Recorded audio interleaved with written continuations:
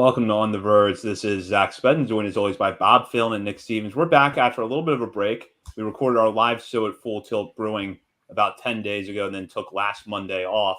Thank you again to the staff at Full Tilt Brewing for a great night, and we appreciate our listeners who came out for that one. Going to tonight's show, though, we've got a lot of things to cover, including the Arizona Fall League, where Heston Kjerstad's hot start has highlighted Orioles prospects' performances so far. The Orioles have also made several waiver claims since the season ended. We'll talk about what those could mean or what they might not mean for the rest of the offseason. We'll also give some quick thoughts on the MLB playoffs and take some listener questions. We got some excellent questions in ahead of the show that we're looking forward to answering later on. But first, I'll start with the Arizona Fall League, where the Orioles prospects are on the Scottsdale Scorpions. And the highlight so far has been the performance of Heston Kjerstad, who had yet another excellent game on Monday, going 4 for 5 with a home run, his fourth on the AFL season with 2 RBIs. Reed Trimble also put together a solid game, going 0 for 3, but walking and stealing 2 bases. So the Orioles prospects playing fairly well so far, yet Kjerstad is the clear highlight of the bunts. And Nick, I'll start with you. Kjerstad, we saw him pick up the pace a little bit at the end of the season with Aberdeen. Now he's carried it over to the Arizona Fall League. What have your thoughts been so far on the way he's playing? I got a few thoughts actually about Kjerstad and what he's doing. I first of all just absolutely love seeing the season he's having out in Arizona. I think it's clear that many people out there just kind of, I don't know whether ignore this or forget this, but like player struggles are just a normal part of player development process. And I think that's what we saw with Heston Kjerstad when he got promoted to high A. I don't think it can be stressed enough.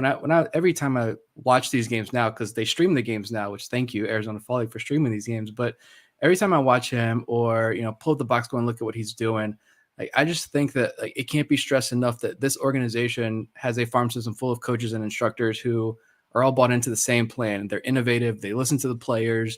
They work together to get these guys to improve. And we've seen guys like Colton Cowser and Kobe Mayo and Connor Norby and what they did when they got promoted to Bowie. I think we're going to see that with Heston Kjerstad going ahead to next year. He put up the video game numbers in Delmarva, struggled in Aberdeen, but he hadn't played baseball in almost 3 years. And between the physical exhaustion and the mental exhaustion, because he had the hamstring injury right before the season started, when he's ready to go for opening day, and there he goes getting a hamstring injury.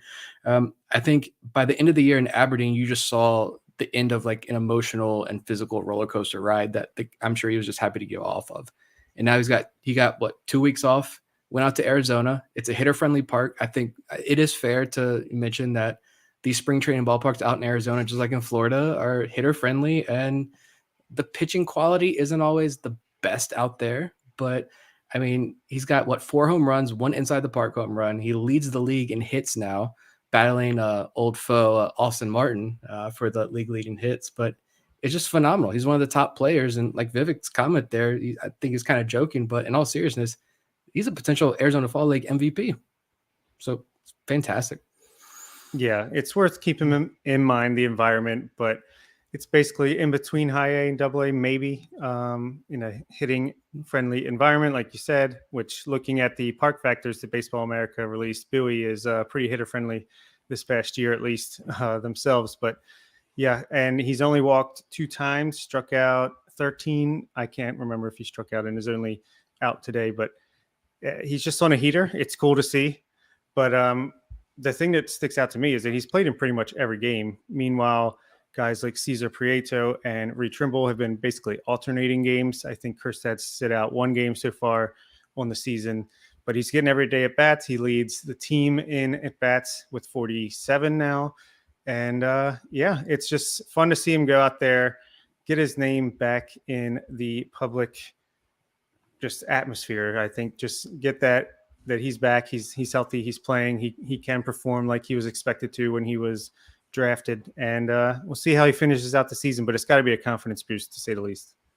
Yeah, absolutely. And Bobby, I know you were saying at the end of the season that you could see Kjerstad starting next year in Bowie, and that was before he went to the Arizona Fall League and got off to the start. So you have to feel now like it's pretty likely that we see him in Bowie's outfield on opening day. Yeah, I think so. At this point, I'd be surprised if he wasn't starting in Double-A Bowie, especially if he, he just continues what he's doing. Obviously, not to this extent, maybe, and has a nice spring training. He should get some time at Major League camp, kind of like John Rhodes and all those guys did, Colton Cowser last year. So, yeah, I think it's a pretty safe bet, and sometimes being an optimist pays off. And I think that with the way the Orioles look at things, they're going to see the way that he has hit in Arizona, if he's able to keep this up, which I think he's going to. And the fact that he finished strong in Aberdeen, he hit well in the playoffs for them. They're going to look at that more than they're going to look at, well, he was bad in the month of August, which is essentially what happened. He had a bad August and struggled in his initial run with Aberdeen. But I think this time now is valuable to him. And I think that, Nick, you brought up the players that have done well. And I think Orioles fans, you've probably been a little spoiled the last 2 years. Because if you think about it, Gunnar Henderson had that slump in the middle of 2021. Jordan Westberg had a slump over the summer. Colton Cowser, remember the infamous Colton Cowser problem in the month of April. But yet all those guys bounced out of it quickly and hit really well. And then with Kjerstad, we're just waiting for him to get there. And then he finally goes out. He puts up video game numbers in Delmarva and then struggles with Aberdeen. And we're not always used to seeing that with the Orioles prospects anymore, but it is a normal part of development. Yeah, like let these guys fail. Like it's okay if they fail for a week. It's okay if they fail for a month. The team is going to do everything they can to put these players in the right position to succeed. And the players who are legitimate prospects who have a potential future in this organization or somewhere in the big leagues, they're going to break out of it. And I think we kind of saw those. I mean, we did see the physical manifestation of all of his frustrations in that game where he was, sat down after not running out of ground balls. Supposedly, I know it seemed like it was, no one ever talked about it. It was seemed to be handled in-house, and which is fine, which is great. I'm glad it happened though. If that was the issue and that's why he was benched and there was a little thing there, I'm glad it happened because I went back and looked, and actually before the incident, he was hitting 22 games before the incident, 21 games after the incident. So same number of games. Beforehand, he was hitting 190 with a 600 OPS and a WRC plus of 65. So not very good at all. But after that incident, he hit 278 with a 753 OPS and a 107 WRC plus. So like still not great numbers, but a huge improvement from the first half to the second half. And I think you could say like, oh, it's Aberdeen. Those numbers get suppressed, right? How many of these guys, those offensive numbers always aren't great. I mean, TT Bowens couldn't get double-digit home runs in Bowie. So what's going on or in Aberdeen? What's going on down there in Aberdeen?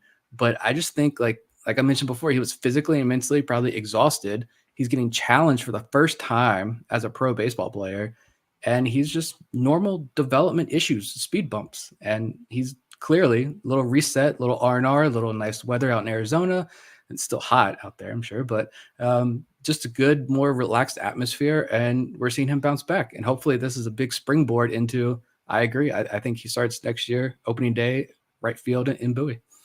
Yeah, honestly, these are things that should have been happening in 2020 if there was a season after he was drafted, and then in 2021 if he didn't hurt himself, right? So he would have already at least adapted to this level. And I think, like you said, it's a good thing to fail, especially when you're lighting the world on fire and you get promoted to the next level. And it's like, oh, okay, this is not the same. We have to learn to adjust to this. And I think that's what the Orioles do is they're going to give you a fair amount of at-bats. You tell them that you're ready for the next level. They'll give you the next level. If you do the same thing, they'll, like Colton Cowser, he got up to AAA.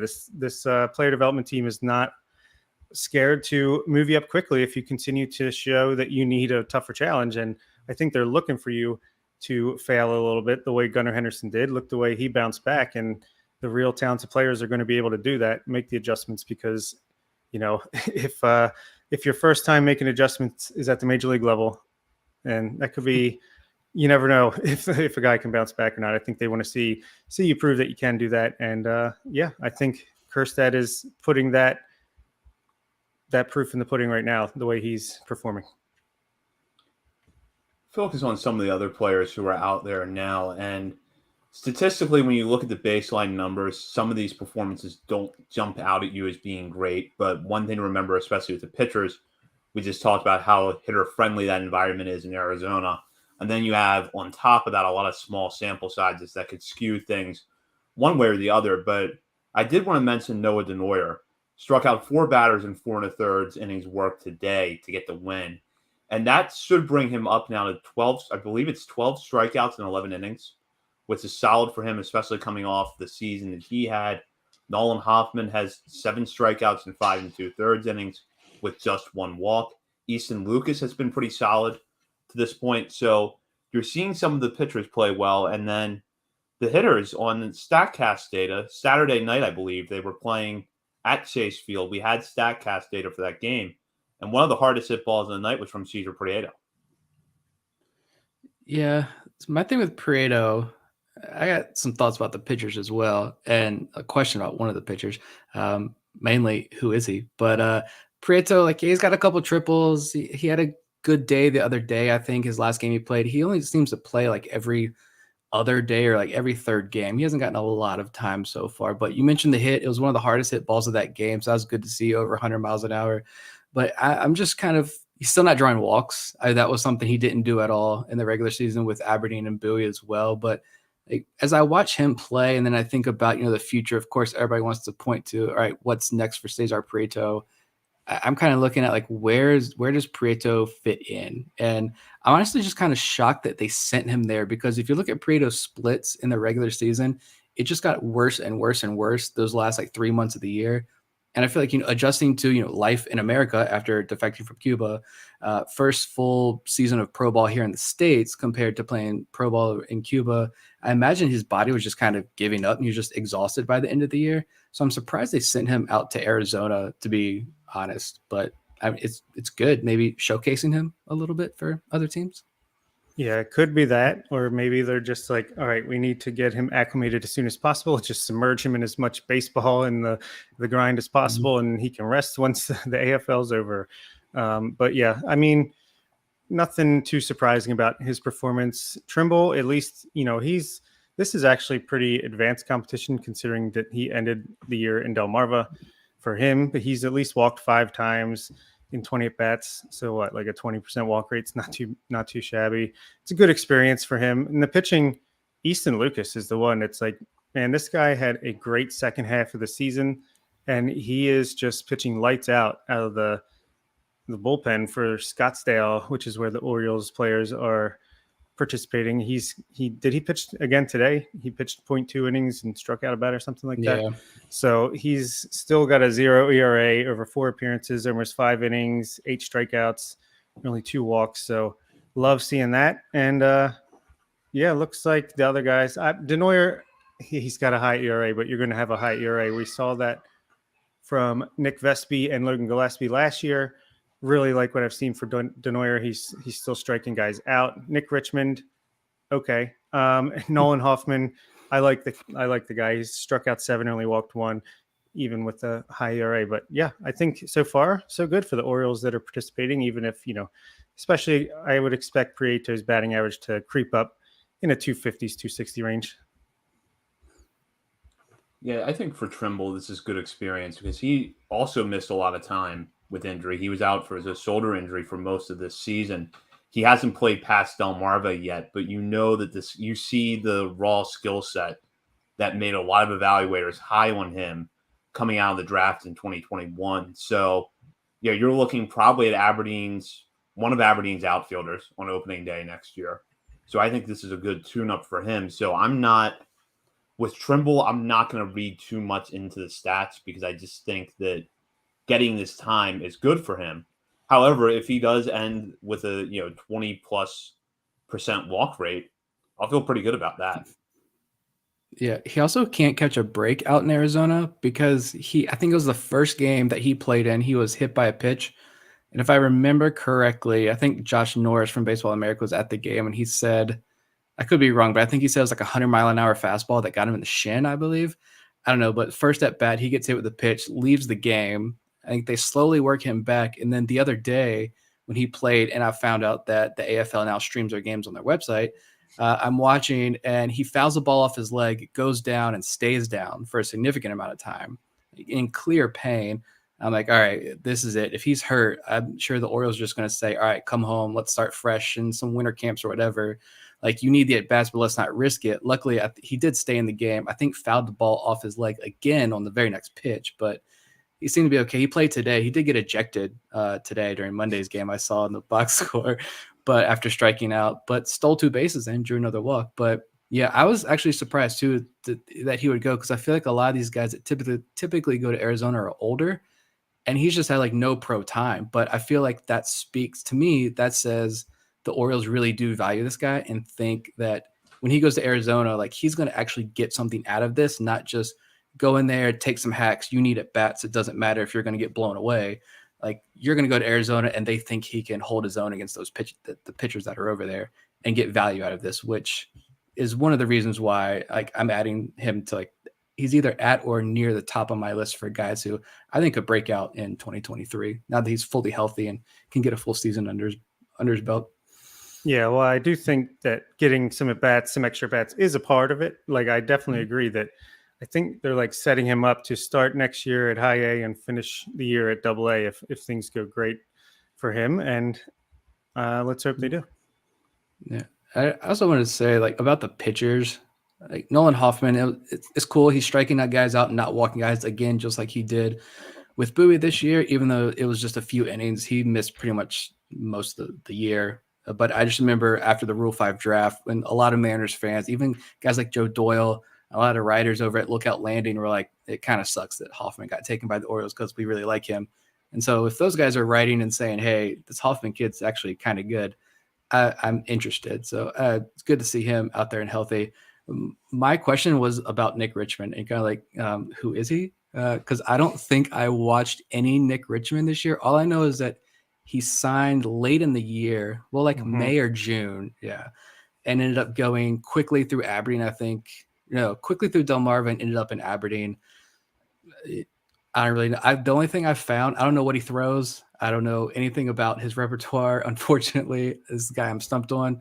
I saw one note, though. Apparently, he threw 91 breaking balls this year and only allowed 1 hit. So that's impressive. But Easton Lucas, I think that, first of all, I think I mentioned on that episode where we broke down the trades, and I said, like, where we had to carefully tread the Trey Mancini and Jorge Lopez trades, that Jonathan Villar deal, I thought was the only move that I was like scratching my head at, like, why did Elias do this? Why did the Orioles have to make this move? And then we learned some more things about Villar and how the organization viewed him, but I still felt like that was kind of a weird move. But now, like, Easton Lucas had a really, really good year, and I don't know many other sickos out there who follow, other than Vivek there in the comments again, other than probably Vivek, I don't know many other sickos who are following minor league relievers. So, but he had a stretch of 17 plus innings where he didn't allow a single run and had like 23 strikeouts, just a couple of walks, a couple of hits. And now he's doing this in the Arizona Fall League. I almost get like this year's Logan Gillespie vibes from Easton Lucas. Like, I'm waiting for someone like Eric Longenhagen or someone to say, like, hey, this this Easton Lucas guy, never heard of him before, but he caught my eye, and I'm looking at the data, and wow, like, there might be something here. And also, he's Rule 5 eligible. So, like, is this another situation where he's showcasing himself? He pitched the full year, too, and the Orioles still sent him out to Arizona. So, I don't know. Just a name to keep an eye out as the offseason rolls along, maybe. Yeah, for sure. I think either Lucas or Hoffman could be potentially a surprise 40-man addition, kind of like Logan Gillespie was last year. And maybe Nick Richmond is this year's Connor Loprich, who at this time last year, I'm like, why are the Orioles still messing around with this guy? He was terrible last year. He's getting lit up in the AFL. He started 2022 really rough. And then suddenly he was great in this last 3 or 4 months of the season. So maybe there's something there with Richmond that they see, and they're just trying to work it out, give him every chance in the world to get there with the Orioles. Yeah, I was pausing there to pull up this great comment from AJ. Sickers of the world unite. That's right. We have a very unique fan base here, and I love it. I love it. Well, what I love, and we're going to talk about this later on, is I think our patron chat has been lit up for the last 2 weeks trying to figure out who the backup catcher is going to be next year. You know, that's a different fan base. Yeah, we've got 6 now in the 40-man. The competition is rolling. Yeah, going back to Easton Lucas before we get into the discussion about some of the 40-man roster moves, I could see where he's probably now on that bubble of players you got to think about protecting. I would still put Noah Denoyer ahead of him if I'm making the list, because right that Grayson Rodriguez and Drew Rom are locks to get protected. Joey Ortiz is getting protected. But then you have to, I'm finding room for Denoyer somewhere. But then Lucas and Nolan Hoffman could make things interesting. Yeah, and Denoyer, like you mentioned, the numbers aren't great. He's striking out guys, which is good, but he's got the inflated ERA a bit. He'd only allowed 1 earned run today through the first 4 innings. I think they tried to get him a 5th inning and kind of stumbled there at the end. But I didn't listen to the interview, but I know Pressbox had a piece. I think he did an interview with Pressbox recently, but they also wrote an article kind of summarizing it. And it said, I didn't realize this, but Denoyer and Dean Kramer went to the same junior college, I think at different times, but so they're familiar with each other, and they were actually COVID throwing partners in 2020, and how Denoyer really looks up to Kramer. And I'm just thinking, like, Dean Kramer had a big rebound in the major leagues this season, like huge turnaround. I'd say that's not a bad guy to lean on. And also, when looking at a guy like Denoyer's numbers, that Pressbox article mentioned, and John Muley wrote about this too, like he's developing that sweeper, that patented new Orioles sweeper now. I think a cutter, I think he said, was the other pitch he was working on. He's working on some secondary pitches to go with his really good curveball that we know he has. But he's working on those secondary pitches and trying to get more comfortable throwing those to set up the curveball, help the fastball out a little bit. So this could be an instance where he's out in Arizona and they're just like, throw it. Even if you don't feel comfortable doing it, throw it. If it gets jacked, just hit your spot and let it get jacked. Let it go over the fence. But if you're hitting your spots, that's all that counts. And so that could be an instance where Denoyer enters spring, like, I know I can throw this pitch in that scenario, and we see those results pay off next year. And he's next year's Dean Kramer. I don't know. I think you're exactly right with him, because I still think that he is a lock to be added to the 40-man, even though he's in the AFL and it seems like, oh, he's getting his last chance on there. I think it's more like you said, he's just fine-tuning things. He missed some innings with some minor injuries throughout the year, and he's learned a couple things. So why not use this time to get some game action with it and come into next year just even more ready than ever?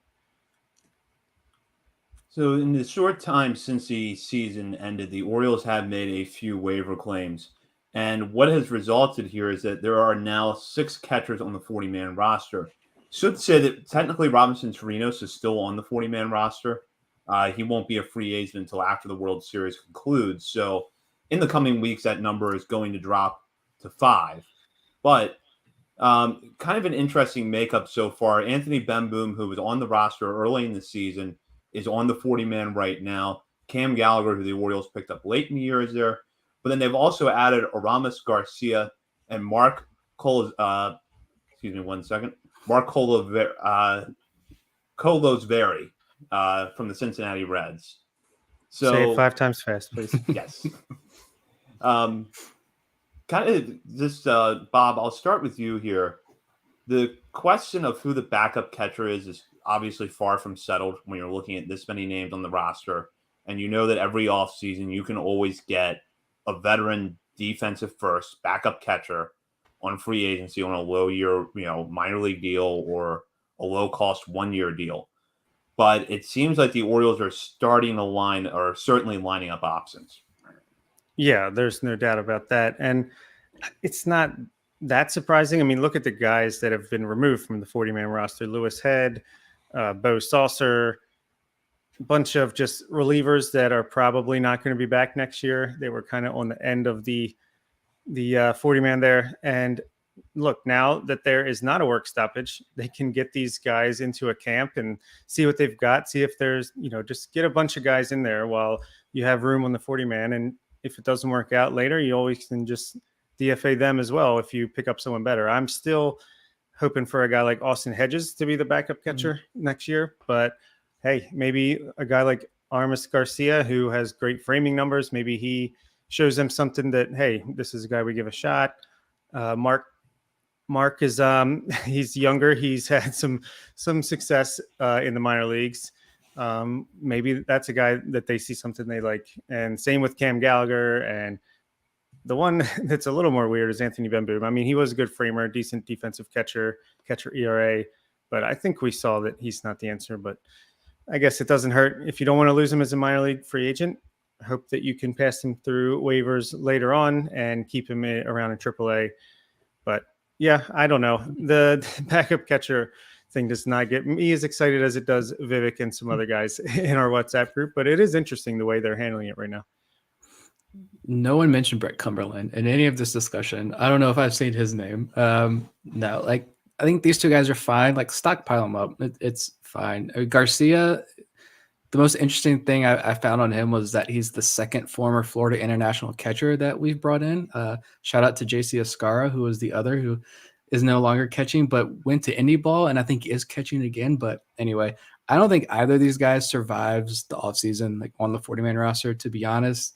Like you can still go out and sign a free agent. I do love the Austin Hedges thing. Guy can't hit to save his life, but I mean, fantastic defensive catcher, perfect backup to Adley. Also, I don't even know if he plays any like first base or anything, or if he's strictly behind the plate. But you know, it's fine. I mean, Garcia, since he's on here now, if he does survive, like defensively, he's a major improvement over Robinson Chirinos, which I know it doesn't take much defensively to get an improvement over Robinson Chirinos, but one of the top framers in the major leagues last year in that small sample he has. So, I mean, it's fine. He's got options as well. So if he does stick around, I think he has 3 options remaining.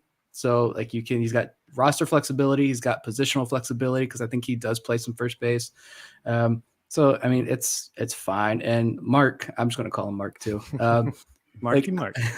I like Mark a little bit more because he's younger and he's more prospect-y. But I think Eric Longenhagen at Fangraphs had him as the Reds' 39th ranked prospect coming into this year. So he'd be like our 150th ranked prospect, I think. But he kind of had some good notes in there. Like the TrackMan data being really good. Like he barrels the ball at an extremely high rate, good exit velo data, a little bit above average. And he could see Mark here as a career kind of third catcher, guy you keep around for a long time. And I think that's fine. He could draw walks, good walk rates throughout the minor leagues. But yeah, I think at the end of the day, I don't think it's going to be Ben Boom. He's fine to get a look, obviously, but I really like Jacob Nottingham. I don't think we never talked about him because he's a veteran guy. He's not a prospect, but I don't even think we ever like highlighted him on Twitter either, even though he hit like 15 home runs this year. But it's like, he was really good down there for Norfolk. I don't know what he's like defensively. I don't know if you guys know or anyone in the chat knows what he's like defensively. I also don't know if he would want to come back, knowing he'd strictly be Adley's backup. But I don't know. There's lots of options, but I imagine I would my bet is that the backup catcher is currently not on the 40-man roster. One thing that's worth pointing out with Garcia is he is actually arbitration eligible this offseason. MLB trade rumors projects him to earn $800,000. So if Garcia is not non-tendered in the coming weeks, that's probably a good sign for him in terms of how the Orioles see him, probably as part of the opening day roster. So Garcia might not be on the 40-man in a month or so, but we'll see how that plays out. Yeah, I look at the list of catchers that are available this offseason, and it's a lot of very familiar names. You have Sandy Leon out there, Jason Castro, Chirinos will be a free agent, obviously. But there are a lot of backup types, and I do think that Austin Hedges would be an interesting fit just because the defense is so good. And although his season was cut short by injury, I do wonder if Roberto Perez is going to enter the mix because there were reports last year that the Orioles were interested in Perez before he signed the Pirates. And it's easy to see where had he come to Baltimore, he probably would have filled the Robinson Chirinos role. But if he had stayed healthy, probably done a better job of it. So that's another name that I would consider possibly, depending on how his health is. Yeah, that's the guy I wanted last year around this time was Roberto Perez. He was definitely at least up there. But yeah, I'd be happy with any of these defensive wizards that at least Hedges, he can take a walk. He's not going to hit. He can walk. And like Vivek said, he's Shane Bieber's catcher. So why not bring them both in? No love for Gary Sanchez. Nobody wants Gary Sanchez. I see him on the list here. If we need a Trey Mancini DH type, never hurts. No, I love the Hedges. Now I'm stuck on that. I want Austin, and I love that Austin Hedges. Sign Austin Hedges, sweeten the pot for Shane Bieber over there. Bring up Grayson Rodriguez. Now we're cooking. I'm going to bring up another waiver claim, and that's Jake Cave, an outfielder who was claimed from the Minnesota Twins. Left-handed hitting outfielder who was actually decent in the 2018 and 2019 seasons in a part-time role for the Twins, but then has really bottomed off over the last 3 years. He's another player who is arbitration eligible this offseason. MLB trade rumors projecting him to earn $1.2 million. So that's another guy that, again, could be non-tendered, but left-handed hitting bat, maybe change the scenery helps. And if nothing else, perhaps this is just organizational depth. So curious what you guys think of Cave. It's a interesting claim to me. I mean, he came in the majors 25, 26 years old, was above average offensively, about a 2-WAR player if you would spread out his time to a full season. And then he just dropped, his offense just completely disappeared, and he got better at defense. So, I mean, he's kind of like a left-handed Ryan McKenna, as Vivek comments the exact same thing at the same time. Yeah, I don't know. Maybe with the new Baltimore, that they want to get rid of McKenna for a lefty version of himself, or maybe it's just, hey, we'll claim him now, we'll DFA him, and hope to just get him to start in AAA where he can be some good depth and we don't have to pay him. I don't know how the arbitration works. If they DFA him and he sticks around, do they still have to go to arbitration? But I don't know why you're paying over $1 million for this guy when I feel like there are comparable players that maybe you could get for the league minimum, but it's not that big of a difference with the minimum raising. But I don't know. It's interesting. When I saw it, I was like, oh, that's a name I remember as a somewhat decent prospect coming up at one point, but something to talk about. Yeah, I didn't even look into it at all. Like, he's kind of, in my mind, I just picturing like Brett Phillips, but like someone worth paying attention to maybe a little bit. I don't know. It'd be interesting. He would be a good guy if you could stash away in AAA. Brett Phillips elected for free agency, I think, last week. So I don't imagine Yusniel Diaz probably is around next season. Robert Newstrom, I don't know what his situation is going to be like. So, I mean, if you can get him and stash him away in AAA, I'm fine with it. It's cool. But yeah, this is a kind of a nothing for me. I can't get excited about it. AAA outfield of Colton Cowser, Hudson Haskin, Jake Cave, and Johnny Reiser coming back from injury. DJ Stewart's still around. And too. DJ Stewart, I was going to say the same. Everybody just wants to throw DJ Stewart away. That's fine. The guy is a great cheerleader. He actually does seem like he is. Yeah, so that actually wouldn't be a bad outfield for Norfolk to start out, and then gives them another left-handed hitter when Cowser's promoted to the majors sometime in the summer. This is what we need to be thinking about when we're in the middle of the playoffs, for sure. Yes. So I do want to talk about the playoffs a little bit because it's obviously going on. We're recording Monday night. Cleveland and the Yankees, I believe, are still in a rain delay at this point in time, but that contest will decide the winner of that series, who goes on to play Trey Mancini and the Houston Astros. Meanwhile, over in the NL, the Philadelphia Phillies pull off back-to-back upset series victories to get to the NLCS, where they will face San Diego Padres, a team that has had a World Series caliber roster for each of the last 2 years. They're now just 4 wins away from getting to the World Series, but they're going to have to go through a Phillies team that looks pretty good right now. So, Nick, I'll start with you here. Any takeaways from the playoffs so far you want to share? I was at the beach last week, so I didn't get to watch too much. I remember the first day of the playoffs, I sat down and watched all 4 games back to back to back to back, and it was glorious. And I was like, I'm leaving, so I'm not going to be able to watch anymore. But I'm glad the Cardinals are out because I think they're boring. I respect Adam Wainwright and Albert Pujols and all those guys, but I don't need to see Albert Pujols like old man mall walking it down the first base in the World Series. Like, I want to see fun, exciting baseball. That's the San Diego Padres. Like, I cannot wait to watch this Padres Phillies series. I'm pulling for the Padres. I hope it's Padres Guardians. I was going to say Indians. I want to see Padres Guardians only because that would be like the Guardians. What percentage of their roster are like Padres castoffs? They're guys in the Clevenger trade and some other deals they made. Like, I think that would be an awesome storyline there. Like I want Manny Machado to get that ring. I am still a massive Manny Machado fan. I think this Padres team, they've got a permanent soft spot in my heart after I spent that year covering them. So I'm happy for a lot of those guys. Wayne Kirby, Ryan Flaherty. I'm happy for Padres fans because after spending a year in like Padres Twitter, and that's like a soul sucking place when during the dark times in San Diego, I'm glad their fans can celebrate. But yeah, hopefully Cleveland can pull this out. If it's the Astros, Trey Mancini is the only reason I want the Astros to win that. But if it's Cleveland, Houston, like, sorry, Trey, but I'm pulling for Cleveland. Cleveland, San Diego is what I hope it is. But Phillies, I'm not going to be mad if it's the Phillies either. And I will say publicly, I don't know if I've ever talked about Bryce Harper and my feelings about Bryce Harper, but I think I did. Then I called him something. Yeah, you called him a tool back. Yeah, that was right. Okay. So my feelings are public about Bryce Harper. I've kind of softened up on Bryce Harper now that he's not with the Nationals and, he's in Philly, and I don't hate the Phillies at all.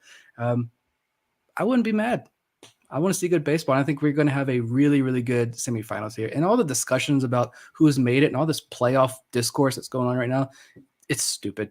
The best teams are winning at the right time. Like the Dodgers got exposed. That's what happened.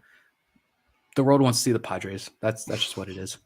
Also, this has always been the case with the playoffs that, you could be great all year, but you get cold the Orioles lost to the Royals in 2014. It is what it is. That's what makes it fun. It's not a computer simulation of 1,000 games. And, you got to have some entertainment with your sports, guys. Come on. I have the Guardians $10 bet for them to make the World Series that I made in like July or August that I'd like to see them get there. And then I'd like to see the Padres beat them in the World Series. That would be cool. Get Manny Machado a ring. Just a fun team. You see them go for it. They trade for Juan Soto. They're all in. I'd like to see that rewarded from time to time. The Phillies, there's a couple of guys in my neighborhood that are Phillies fans, so I guess I could be happy for them. And the Astros, they have Trey, and the more than Trey, like just to see the Astros continue to succeed, which is like the future Orioles. This is where we're headed. So we're going to be in the ALCS for 5 or 6 years in a row coming up here soon. So hot take. It's just been incredible baseball. That Seattle 18-inning game was amazing. There was so many comebacks and walk-offs. It's been a really fun playoff so far. Just enjoying it. But what do you guys think? The new change, the 2 out of 3 in the wild card round. I thought that the 1-game playoff was going to be hard to beat just with the intensity, but I kind of like the 2 out of 3 better with all 3 games being at the favorite's home field. I don't know. I'm fine with it so far. I mean, ask me in a year when the Orioles don't have a home playoff game how I feel about it. I'm probably going to have a different answer. But for this year, I'm fine with it. I thought that the Cardinals-Phillies series was really good. The Guardians-Rays games were excellent. Those 2 teams could have played 7 in a row, and I would have watched it. So those were good series, and we did get to see that Seattle come back against Toronto. So that was fun. Very. I don't know yet. Yeah, give me another year, and we'll see what happens. I guess it's not that like it's unfair. Like earn the home field games if you want it, but. We still, like Zach mentioned, we still saw some fantastic baseball. I remember I was at the beach, like in the middle of dinner when the Mariners walked it off, and I'm just like erupted in the middle of our dinner. And it's like, I'm sorry guys, but that was pretty thrilling. But yeah, I kind of miss. I'm not gonna lie, maybe I'm in the minority here, but I miss like that 1 game. I like the intensity, just 1 game, give it all you got.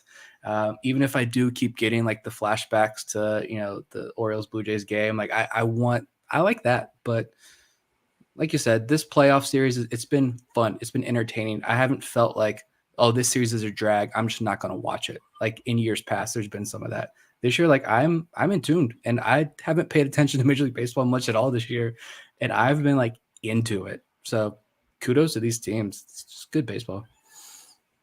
Nick, you just brought back a bad memory there. I had to let out a heavy sigh when you mentioned that because walk-off home run, it involves Ubaldo Jimenez. I remember watching that, and Ubaldo Jimenez comes in the game. I'm like, this is over. This is it. The season ends right here. And sure enough, it did. And yeah, there's just a lot of that discussion going on with my family at the beach this past week. But and with Buck Showalter, which I don't know, like we just want to keep talking about these playoffs, but like Buck's move with Joe Musgrove and the ear thing, like that was kind of Buck, what are you doing? That was the only thing I was like, guys, I don't know, Buck.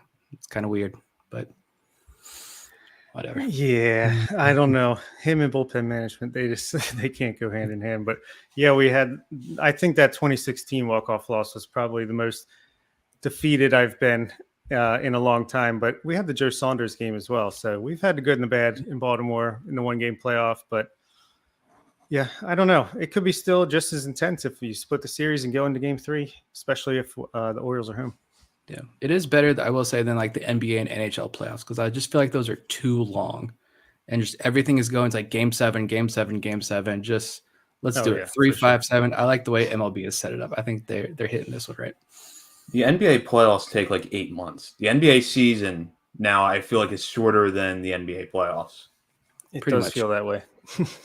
And I'm not a huge basketball fan. I loved the Cavaliers Warriors final a few years ago when the Cavaliers won. But it's like it took 6 months from the start of the first round to the finals to get there. And it's like, all right, I can't watch all of this. Yeah, it's like one game, 2 days off, another game, 3 days off. They really stretch it out. So with that, we'll go into listener questions, which so far don't have anything to do with the NBA. And if you're watching us live, and it seems like we got a pretty good group watching us live tonight, and you got a question that comes to mind, feel free to jump in. I'm going to start with this question from Kevin Brown, not the Masson Kevin Brown, a different Kevin Brown. Do you guys think the teams are pulling their starters too soon in playoff games? And do you think the O's should add more multi-inning relievers to combat this for the future? I'll start with Bob on this one. I kind of feel like they're already a little bit set up for this. I don't think it's necessarily that teams are pulling starters too early. I think it's just that, as they have to go more all out to try to get outs, they're not lasting as long. We know the third time through the order, pitchers struggle way more. But the Orioles already have right now guys like Keegan Aiken, Michael Ballman, Austin Voth, Logan Gillespie, and even DL Hall. If he doesn't make it as a starter, he'll be a multi-inning reliever most likely. You also have Tyler Wells, who could be a starter or a reliever, and maybe if Kyle Bradish or Dean Kramer eventually get pushed out of the rotation, those guys could be solid multi-inning relievers. And then even down on the farm, you got like Drew Rom, Ryan Watson, Chris Valamont, Noah Denoyer, all these depth of pitching prospects that aren't, top end, the big names. They at least Justin Armbruster. These are guys that are going to be able to give you multiple innings at the major league level if and when they get there. Zach Peak as well. So yeah, maybe, you get a couple great starters, you get some of these multi-inning relievers to bridge the gap, and then you got your Felix Bautistas and Sionel Perez, and there's one inning guys to close it out. But I think the multi-inning relievers are only going to be more and more important as time goes on.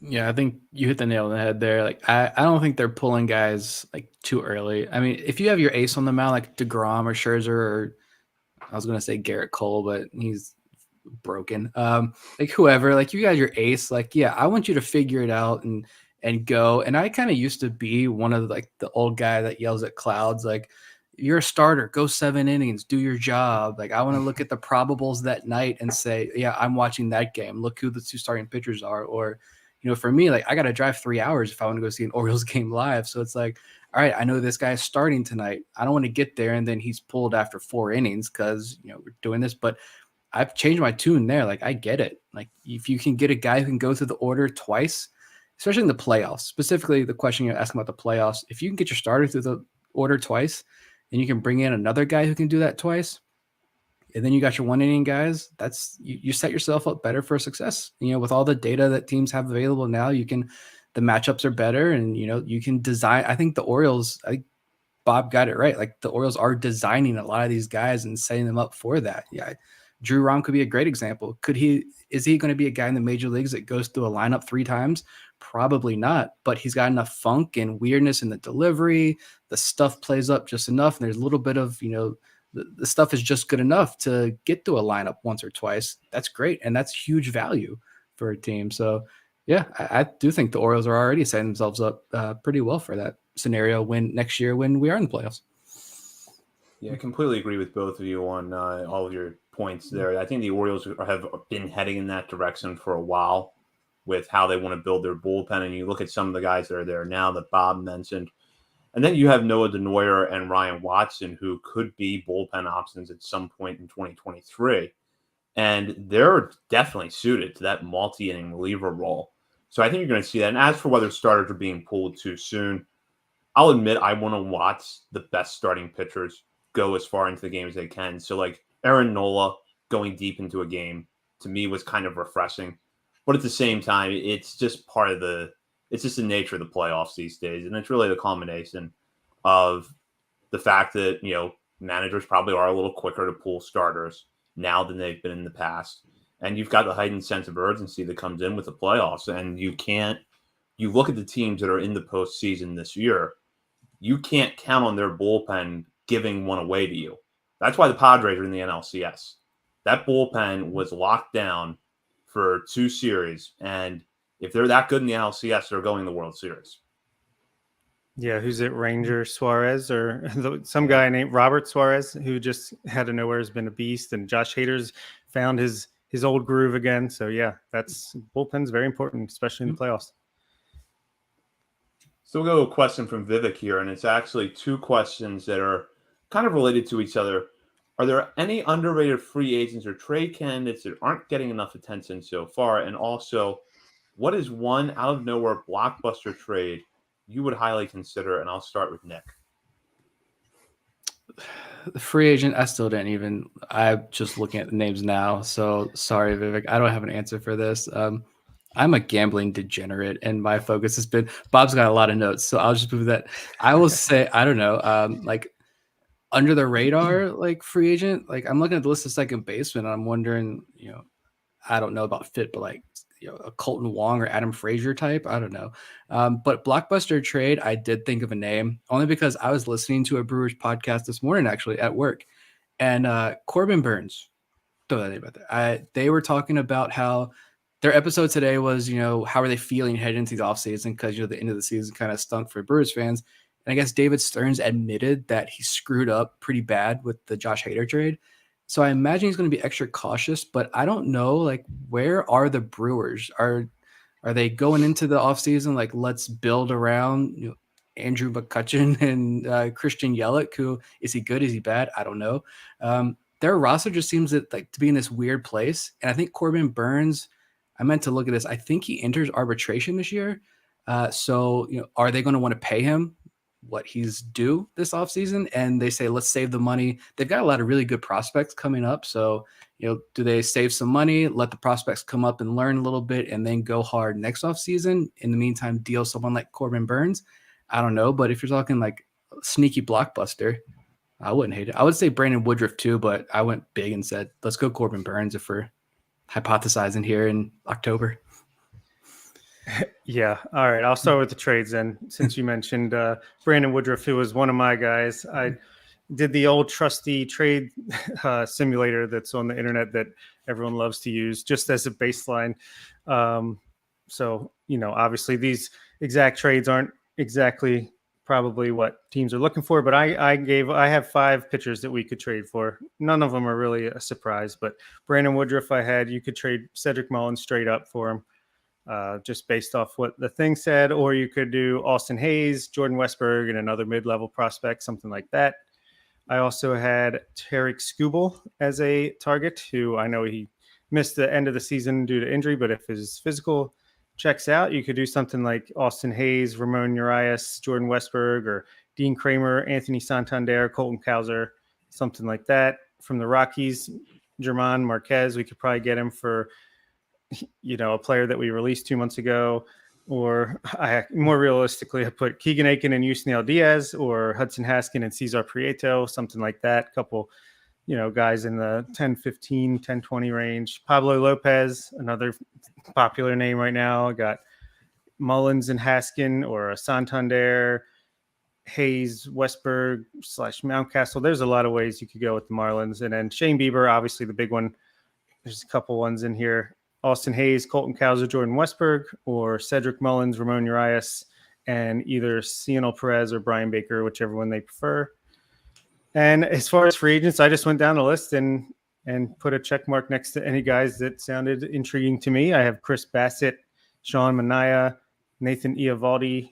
Let's see, do pitchers Corey Kluber, Jameson Tyone, Zach Eflin, and the Japanese ace that's coming over, Kodai Senga, if that's how you pronounce it. He's getting posted, I think, pretty soon. So that would be interesting on the pitching front. And then I had Jose Abreu, of course, who was supposedly going to be a free agent, Evan Longoria, Michael Brantley, Joey Gallo, Jock Peterson, Austin Hedges, as I mentioned earlier. And I'm sure there'll be some interesting non-tenders as well. So, yeah, I think this offseason, as this goes to show, it's so up in the air. Anything could happen, and it should be interesting. Yeah, on paper, I think the Brewers and the Orioles actually do match up well for a trade because the Brewers have some starting pitchers that are getting within a couple of years of free agency. And I do think that, David Stearns is going to have to move with a little bit of caution this offseason. But at the same time, you're looking where you probably need to retool a little bit.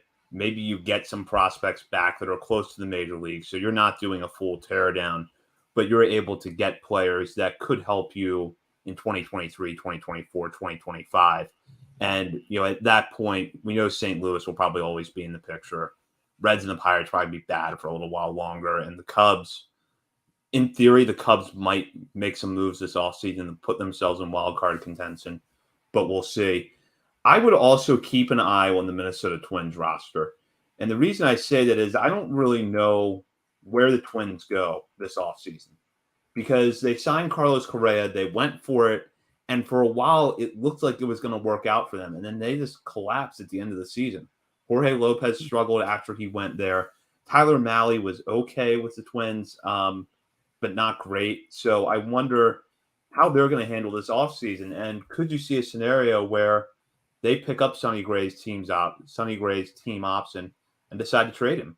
Could Tyler Mahle be available in the trade? So I would keep an eye on the Twins because I don't really know what their immediate future looks like.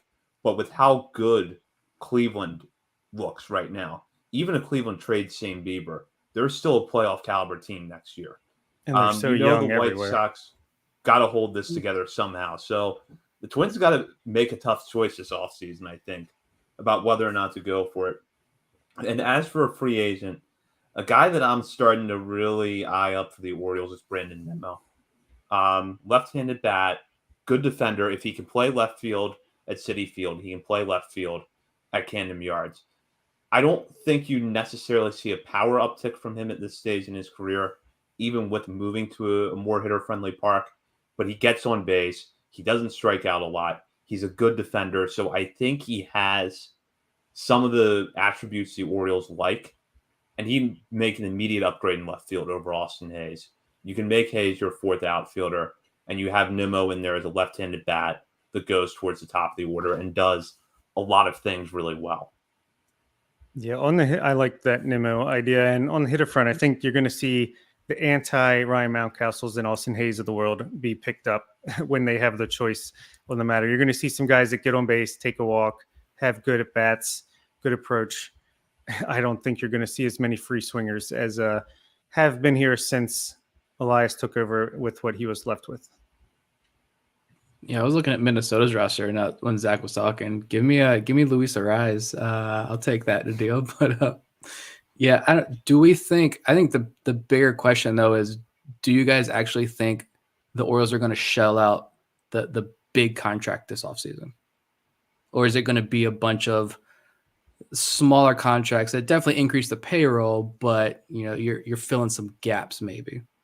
Yeah, I'm skeptical of the big like Carlos Correa thing, even though it is interesting if he opts out, like no longer has a draft pick attached to him because of the deal he already signed. So that's definitely ups his value a little bit compared to the other shortstops. But I think you see more like a 2 or 3 year deal for a Jose Abreu, maybe 2 or 3 year deal for Chris Bassett. Like, I think you're going to see, just based off also Houston, what they did when Elias was there. It seems like they never really did that big, long, huge deal.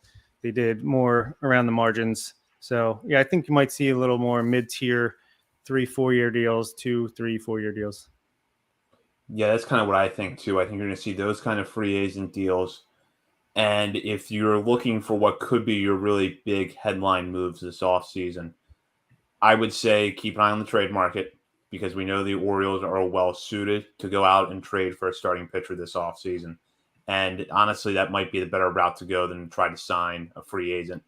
And Adley Rutschman, does the contract extension happen? Does it happen this offseason? I think it should. I think this is clearly his team.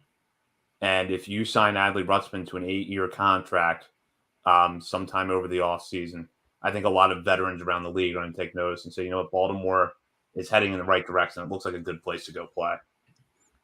Yeah. At least I feel like we are at least going to be able to get 1 or 2 of those Chris Bassett types this offseason. They're going to want to come to Baltimore. They just missed the playoffs. You've got the wall, which clearly worked for the pitchers. There's Jordan Lyles. Yeah.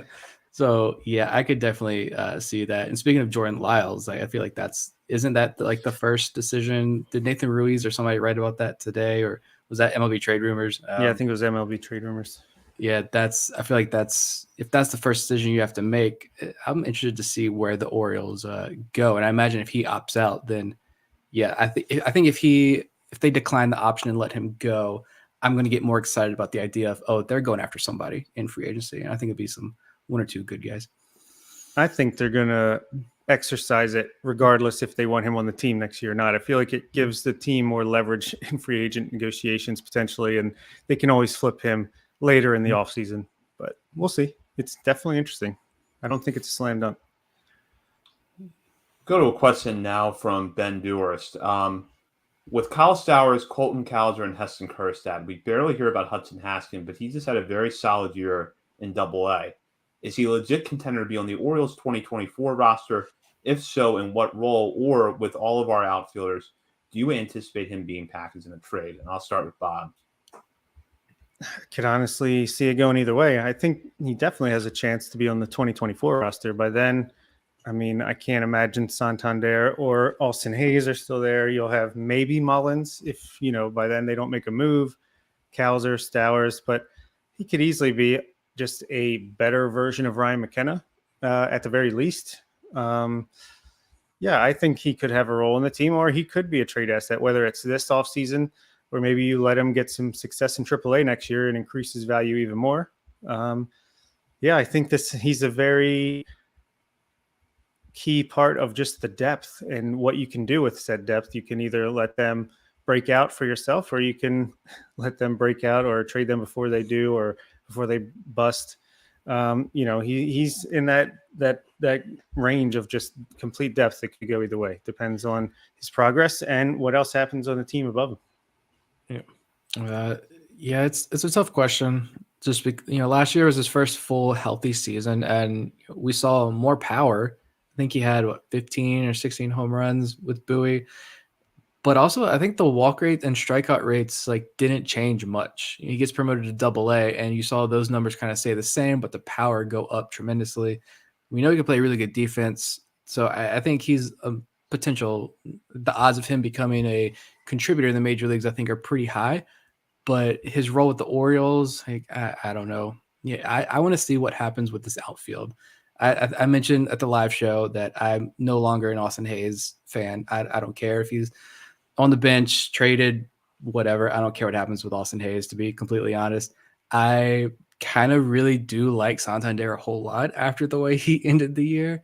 And Mullins, it's going to be interesting. Teams are going to call about Mullins all offseason, so it'll be interesting to see what happens there. But you look at below, you got Colton Cowser sitting there as well in AAA, but you look below where Hudson Haskin is, and you got guys like Dylan Beavers and Judd Fabian, who I don't know if I can put into words how much I love those two guys now that they're in this organization. So it's where does Haskin fit in all of this?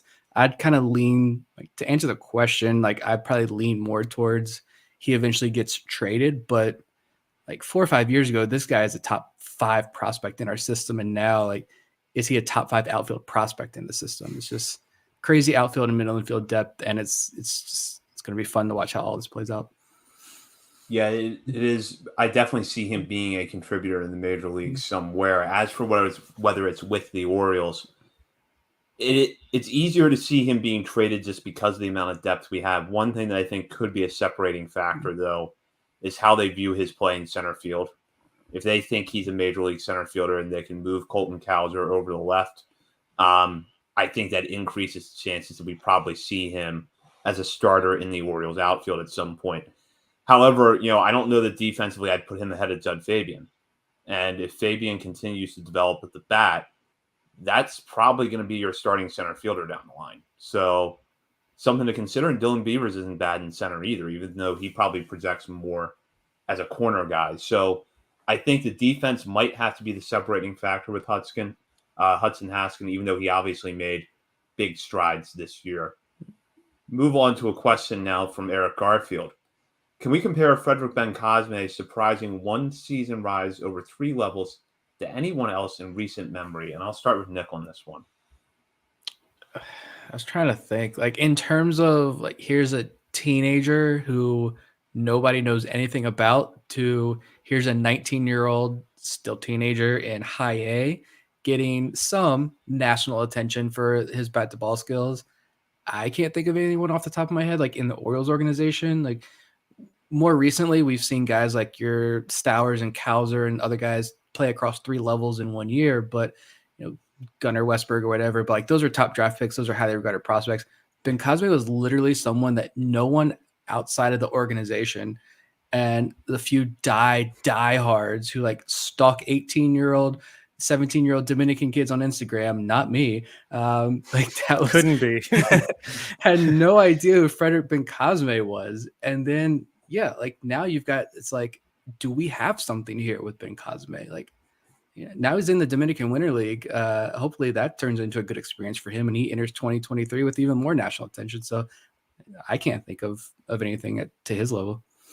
Yeah, I agree. And I'm not comparing him in talent level or anything to the guys I'm about to mention, but that's the one thing I was always so jealous of as an Orioles fan who was never in the international market.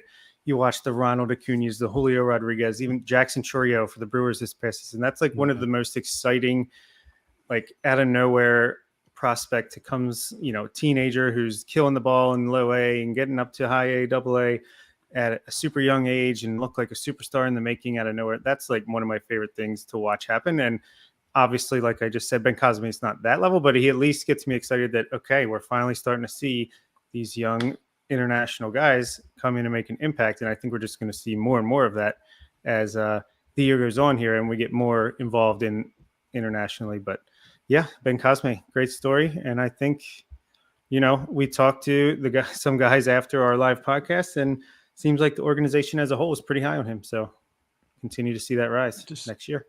The international talent as a whole, I believe the quote was, "They're coming," with a smile on said person's face. So let's go. Yeah, I can't compare Bencosme to anybody in the Orioles system just because of like a lot of the factors you guys both mentioned. That young international player who I think thought he was going to spend the whole summer in the FCL. And if he had spent the whole summer in the FCL and hit 280, we'd be talking about him as a guy that, could be a nice breakout story at Delmarva next year. And instead he goes across 3 levels. You think about like Gene Pinto's rise in 2021, that was 2 levels. So you don't quite have that. And, as Bob said, I'm not going to compare Frederick Bencosme to Juan Soto because they're much different players. But I remember Juan Soto's 2018. I remember seeing him to start the season in Hagerstown. He had been there the year before, gotten off to a hot start, got hurt, goes back there in 2018. You're watching him as a teenager, just owning low A pitching. He goes up to high A, owns high A pitching, then goes to double A. Barely in double A, gets promoted to the majors. And I saw him not long after he was promoted when the Nationals came to Baltimore for their interleague series. And I had just seen him in Hagerstown 2 months before that. And I'm like, how did this guy get so much better in the span of 2 months? That it's just something you don't see very often. So I think with Ben Cosme, hopefully we see a lot more of that in the Orioles system in the coming years, but it's probably without precedent in recent memory. Go down now, and this question about from Matt: which prospects would hurt you the most if they got dealt this offseason? And I'll start with Bob. Yeah, so I made a list. I got 5 guys. Joey Ortiz, number 1 right now, just because always been a fan of the defense and was ready for that breakout last year, was devastated when he got hurt. And then just the story of this year, the way he bounced back once he got fully healthy, made some adjustments, and just looks like a total stud at AAA to end the year. I'd be crushed, and I wouldn't be surprised if he was dealt, but I really hope he isn't. I want him to be an Oriole when he makes his debut. Another one's Kobe Mayo, just because I think he could be another one of these guys that is just super young and could break out in a huge way next year, just like Gunnar Henderson did this year. I think he is capable of something like that, and it would just kill me to see them trade him in the next year or two and then watch that happen somewhere else. Gene Pinto, I think that's I don't really need an explanation there. And then I put Frederick Bencosme / Samuel Basayo / Anderson De Los Santos. I don't want to see. I think if we did trade those guys, it is a good sign of what the organization is at. But again, I want to see this international crop of players come up and make it a big splash with the team. And then my last one is a little bit of just a personal one. Adam Stauffer, been high on him for quite a while, and I don't know if he's ever going to make it with the Orioles. I think he could eventually make a major league appearance at some point, but I don't know. Just been following this guy, been high on him for a while, so I'd like to see him stick around. Yeah, I didn't put him on my list. I got 2 names that really stuck out, but you went personal there, so I guess number 1 for me is going to be Brendan Hanafy. I mean, I've watched him since he was 12 years old, so of course, yeah, I would crush. And I think someone was telling me that there was an organization before the pandemic that was very interested in him, that I would not want to see him go to. But on the top of my list, I got Joey Ortiz for sure, and Kobe Mayo were the 2 that came to my mind. Like I've said for a long time that I think Kobe Mayo is a special prospect. And I, at the same time, though, could easily see how he headlines a trade package at some point. Like that bat, he's so young at an advanced level, immense power, so much potential. The potential is just through the roof. I could easily see how he could be highly coveted in a trade package. And then Joey Ortiz, just because he's a big leaguer. I'd bet a very large amount of money that he's a successful major leaguer for an extremely long time. And you don't see many guys play defense like he does. But, those are the guys who I think just personally I would be bummed. Only for a little bit, though. Like I would honestly get over if any of these guys are traded, because we've invested so much time into covering these guys. And now that we're going on 3 years or so on the show, we've been following a lot of these guys since the day they were drafted. So it's cool to get to know these guys, even personally getting to know a lot of these guys. It's been so much fun. And so, yeah, it would hurt a little bit to see a lot of these guys dealt. But at the end of the day, like I've been working on this. I'm sitting here watching Luis Castillo pitch for the Mariners, and I'm like, I want that. Like, I trade who you have to trade to get me that in an Orioles uniform pitching for a World Series. So, yeah, we're going to be emotionally attached to these guys, but I think I'm finally at that point where I can see the light at the end of the tunnel, and I want a World Series ring so bad. Yeah, it's just going to be an unfortunate part of the process. Yeah, it's going to be bittersweet for me, almost anyone that's traded from the team. But again, like you said, I mean, the good thing is you get quality player back in return. You can root for them. And then when they're not playing the Orioles, you can root for the guy that you've been following the whole time and hope he has a good career. So it's all good. Yeah, it's tough in our position, I think, to see any prospect go in that kind of scenario. But I think Ortiz, Mayo, really that infield group of Westberg, Ortiz, Mayo, Norby would be tough to see go. Obviously, Gene Pinto would be really hard on us if that happens. I don't think it will, but it would be really hard on us if that did happen. I want to bring up this question, though, with Joey Ortiz. We're going to hear a lot more this offseason about how taking away the shift is going to affect the way the teams evaluate their infielders' defense. We know that shift or no shift, Joey Ortiz is a big league shortstop. The question that I have is, does that make it less likely he's traded or more likely? Because it could go either way. It really could, because it could be more likely because he's going to be more valuable to other teams, but then it could be less likely because increases his value to the Orioles themselves. So yeah, I might almost like it causes more problems than it solves. But yeah, I don't know. Just don't trade anyone. Let's just we can expand rosters to 60, right? Come on. Orioles are going to be that team that we are the homegrown product. No, I mean, you look at the rosters of the teams in the playoffs now. Like, I don't think anyone on that Padres roster was drafted and groomed by the Padres. Like, not a single soul. There might be one or two, but that's it. I'm trying to think off the top of my head. I really don't think there is. But like, yeah, it's the Ortiz question is interesting. I would almost think that increases his value to the Orioles, and maybe that gives him a better chance of sticking at short for the Orioles. If that bat can translate to the major leagues, then would Gunnar Henderson be more suitable for third base? I've always hated the notion of people saying, "Oh, he's going to be too big and you got to move him to third base." What if he's just better at third base defensively, and you've got a stud defender in Joey Ortiz you can put in at shortstop? Then great. Yeah, it'll be interesting to see how that plays out. Because I was looking at, I kind of mentioned like, well, if the Orioles bring in that stud third baseman or that stud shortstop this offseason in free agency, then that starts the ball rolling. Joey Ortiz gets moved, Gunnar Henderson gets moved positionally, like all that stuff. But I don't see that guy coming into the organization this offseason. So maybe Joey Ortiz gets a shot. I don't know.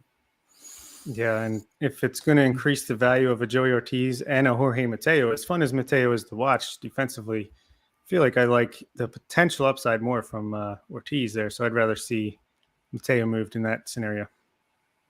Imagine an infield defense next year with Jorge Mateo at second, Gunnar Henderson at third, and Joey Ortiz at shortstop. I can, There's not a lot of balls getting through the infield.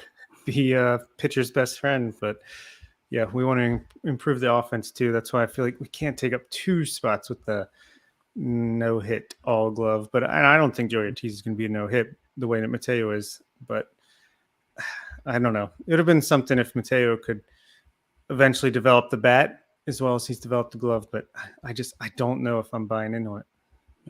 I do like talking about Mateo. I like what Connor Newcomb said. Shout out Locked On Orioles. I liked what he said at our live show. Something about like you look at Ramon Arias. Is he a guy who, if you put on the bench, he's going to come off the bench and give you that big spark late in games and win you a game?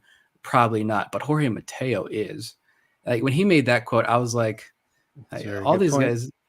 That quote, and then Andy Casca coming on the Jorge Mateo stand that he is.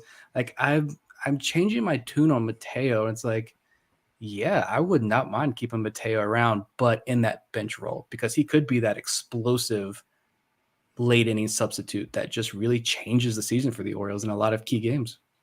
Yeah, and I do agree with Vivek that either one of Mateo or Urias will probably be moved either this offseason or sometime soon. And I like Urias too. He graded out really well at third base. He's got a more pop than you might expect. Can hit a little bit. I'd rather see Urias moved in that scenario just because Mateo, especially, he's going to be cheap for a few more years. I mean, that's a spark plug. Yeah, absolutely. And if we don't have any more questions, probably wrap it up here for this week. We will be back with a new episode next week because we are going weekly this offseason. So we'll have coverage of the Arizona Fall League, insight on the MLB playoffs, obviously any moves that happen this offseason. And if you haven't signed up to become a patron yet, you should consider doing so because we're going to have more daily content for our patrons starting again sometime after the World Series. So something to look forward to there. As always, check out BaltimoreSportsAndLife.com for all the latest covers on the Orioles, Ravens, college sports, and more. And hop on the message board there to join and discuss with fellow readers of the site, as well as contributors. And follow us on Twitter at BSL on the Verge. Nick has started to pump out Arizona Fall League highlights daily, and that has been great to see live baseball on our Twitter account again after a short break. For Bob Phelan and Nick Stevens, this is Zach Spedden. You've been listening to On the Verge.